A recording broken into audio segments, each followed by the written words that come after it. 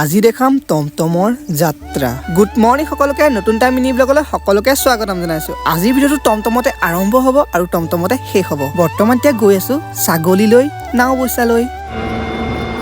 এতিয়া পালোহি দলুহা তিনিআলি আৰু এই নদীখনৰ নাম হৈছে শিঙৰা নদী। আৰু পাহাৰখন চাওকচোন কি ধুনীয়া লাগিছে। নাওবৈচাত ছাগলী থৈ এতিয়া গৈ আছো ঘৰলৈ। মেইন ৰাস্তাৰ কাষতে কমলা বিকি আছে, দেখা পালো বোলো দুটামান লৈ যাওঁ। বজাৰৰ পৰা ঘৰলৈ গৈ থাকোঁতে এখন থানা পাৰ হৈ যাব লাগে আৰু ইয়াত বহাইছে চেকিং পোষ্ট, আৰু সেইবাবে সকলোৱে হেলমেটটো পিন্ধি আহিব।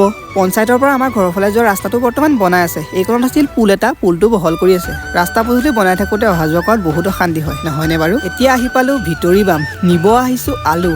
এওঁলোকৰ ঘৰৰ পৰিৱেশটো বহুতেই ধুনীয়া, আৰু এইফালে চাওকচোন লাই গছ কিমান আছে। এইবিধ আলু নিব আহিছো, দাম শুনিলে পাগল হৈ যাব। প্ৰায় 1 কেজিৰ দাম 100 টকা। গুটি আলু, লাই সকলো লুট হৈ গ'ল আৰু গধূলিও হৈ গ'ল।